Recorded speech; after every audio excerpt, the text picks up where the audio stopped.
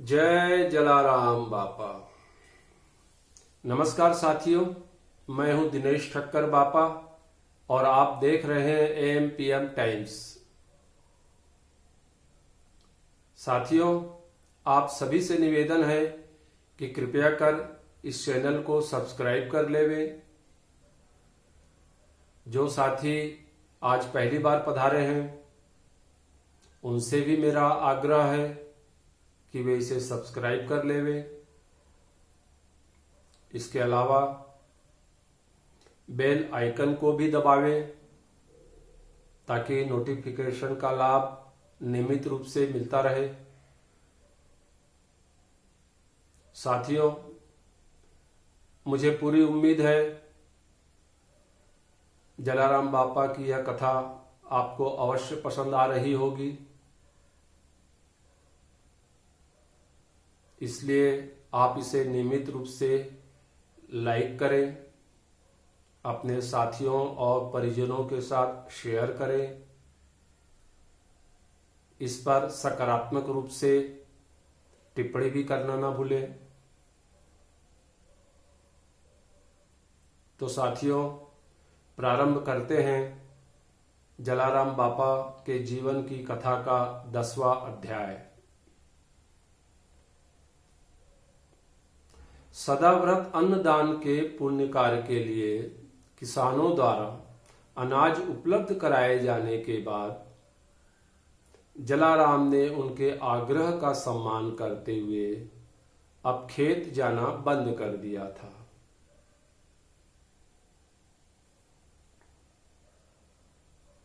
अब सपत्नी उन्हें खेत में मजदूरी करने से छुटकारा मिल गया था।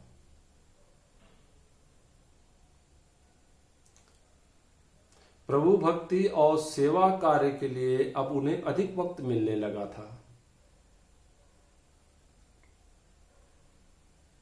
किसानों का सहयोग मिलने से उन पर कोई आर्थिक बोझ भी नहीं आ रहा था। जब भी अतिरिक्त समय मिलता तो जलाराम गांव घूमकर गरीब रोगियों का पता लगाकर उनकी सेवा करते। उपचार में यथाशक्ति सहायता करते और प्रभु श्री राम का स्मरण कर उस रोगी के जल्द स्वस्थ होने की कामना करते। रोगी जन स्वयं भी जलाराम के पैर छूकर उनसे आशीर्वाद लेते। उन्हें अपने घर आया देखकर उनका आधा दर्द तो वैसे ही दूर हो जाता था।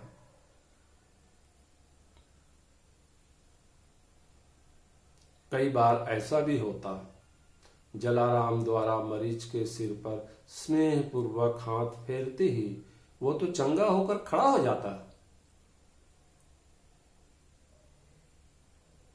उसका असाध्य रोग क्षण भर में काफूर हो जाता।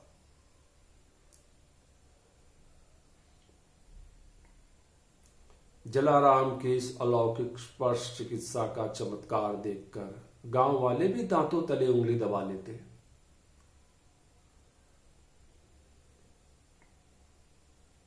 सेवा कार्यों में पत्नी वीरबाई का अत्यधिक योगदान और सहयोग मिलने के कारण जलाराम बेहद राहत महसूस करने लगे थे। वीरबाई अपने कर्तव्य और जिम्मेदारियों के प्रति काफी सजग रहती थी। उनकी दिनचर्या पूरी तरह व्यवस्थित रहती थी। वे वक्त की बेहद पाबंद थी। वे सूर्योदय के पूर्व उठ जाती, स्नान आदि नित्य कर्म के बाद पहले पूजा पाठ करती, फिर अन्न जल ग्रहण करती।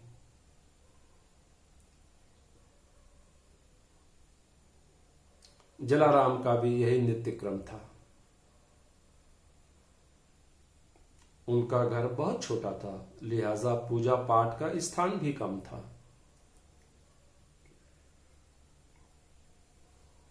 कोई आमदनी तो थी नहीं, इसलिए पूजा स्थल के लिए देवी देवता की प्रतिमा खरीद कर लाने में वे असक्षम थे।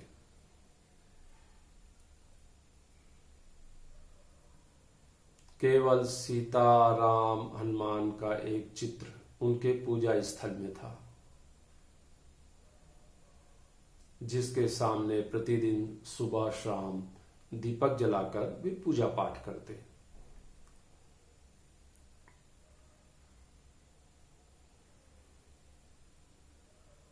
जलाराम और उनकी पत्नी वीरबाई की दिली इच्छा थी कि उनके आंगन में एक छोटा सा मंदिर हो।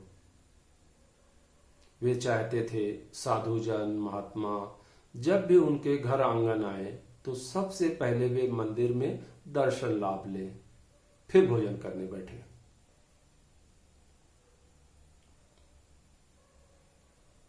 लेकिन दोनों एक दूसरे से अपने मन की बात जाहिर करने में संकोच कर रहे थे। एक दिन जलाराम ने सकुचाते हुए पत्नी वीरबाई से कहा, अगर हमारे आंगन में एक मंदिर होता तो कितना अच्छा होता। साधुजनों महात्माओं को रात में रहवासा खोजने भटकना नहीं पड़ेगा, उनको मंदिर में ही सोने की जगह मिल जाएगी।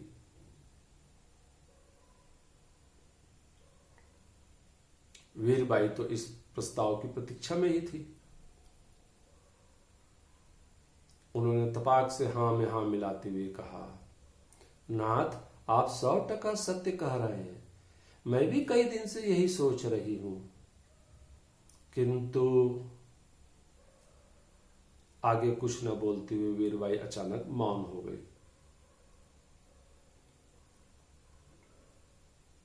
जलाराम ने जोर देते हुए कहा, चुप क्यों हो गई हो? अपनी बात पूरी करो। एकाएक वीरबाई का गला रूंध गया।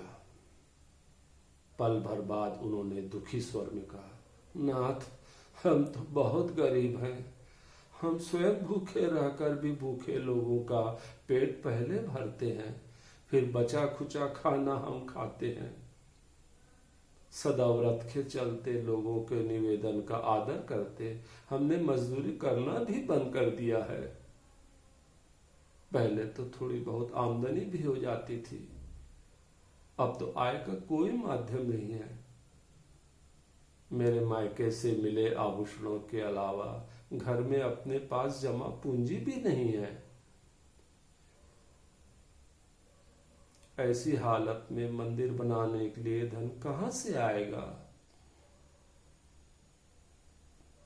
पत्नी की मायूसी भरी बात सुनकर जलाराम भी चिंता में डूब गए। फिर प्रभु श्री राम का स्मरण करते हुए उन्होंने वीरबाई से सिर्फ इतना ही कहा, अगर हमारा इरादा पक्का है तो प्रभु अवश्य हमारी सहायता करेंगे।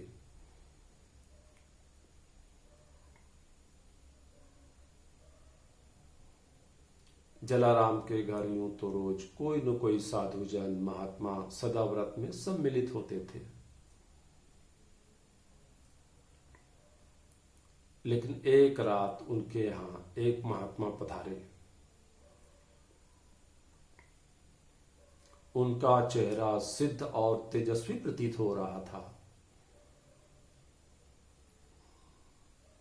जलाराम और वीरबाई ने उनका भी यथोचित आतिथ्य सत्कार किया।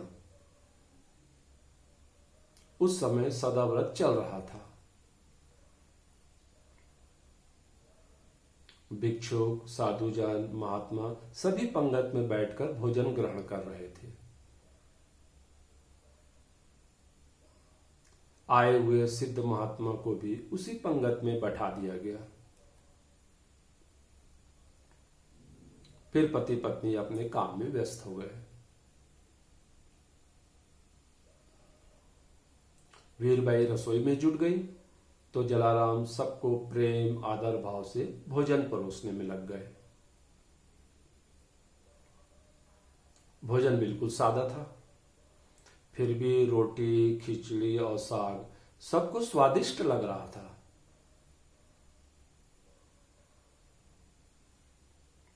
लगता भी क्यों ना, वीरबाई के हाथों में तो मानो जादू सा था। वे प्रसन्न भाव से पूरे मनोयोग के साथ खाना बनाती थी। उसी तरह जलाराम भी प्रेम भाव से सबको भोजन परोसते थे। परोसे गए भोजन में पति पत्नी की भक्ति और उनके प्रेम भाव का मसाला मिश्रित था।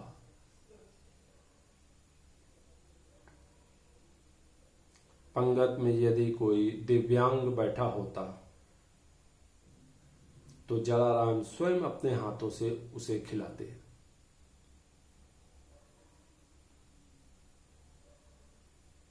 सबको भोजन कराकर विदा करने के बाद ही पति पत्नी अगर खाना बचता तो ही खाते।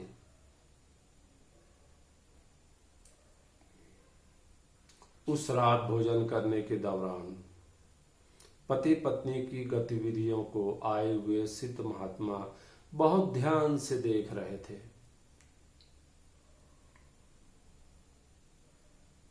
वे अत्यधिक प्रसन्न हुए। दोनों के आग्रहवश वे वहीं रात में विश्राम करने तैयार हो गए।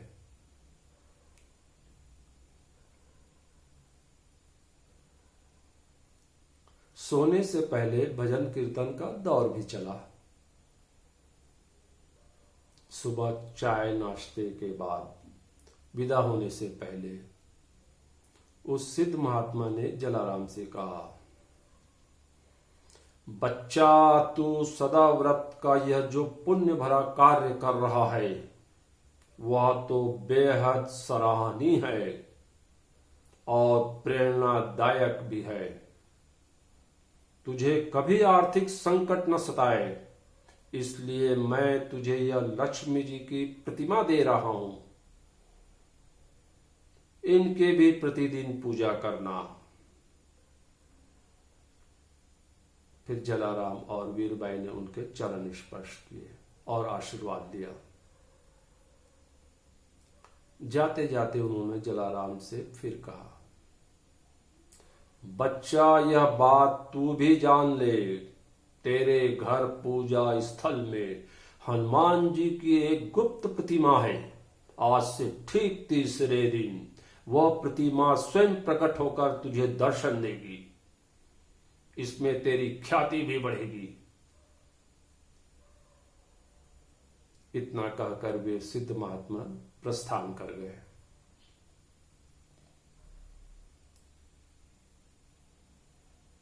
जलाराम और वीरबाई खुशी से झूम उठे। उस सिद्ध महात्मा की भविष्यवाणी के अनुरूप ही तीसरे दिन शनिवार को सूर्योदय होते ही जलाराम के घर के पूजा स्थल में हनुमान जी की प्रतिमा स्वतः प्रकट हुई।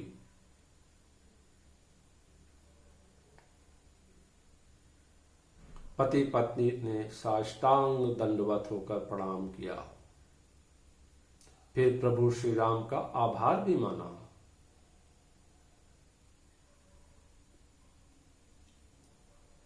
उधर हनुमान जी की प्रतिमा स्वयं प्रकट होने की बात पूरे गांव में आग की तरह फैल गई थी। श्रद्धालु बड़ी संख्या में प्रतिमा के दर्शनार्थ जलाराम के घर पहुंचने लगे।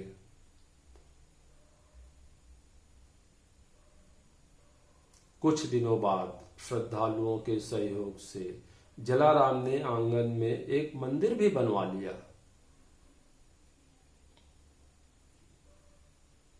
उसमें विधिवत हनुमान जी की प्रतिमा की प्राण प्रतिष्ठा की गई। तत्पश्चात प्रतिदिन जलाराम, वीरबाई और गांव के अन्य श्रद्धालु मंदिर में पूजा पाठ भजन कीर्तन करने लगे। मंदिर परिसर में पूर्ववत सदाव्रत अन्नदान का क्रम भी जारी रहा।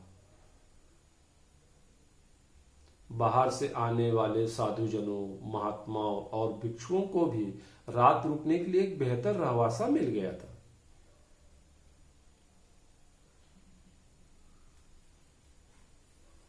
तो साथियों, अगले अध्याय में फिर आपसे मुलाकात होगी। जय जलाराम।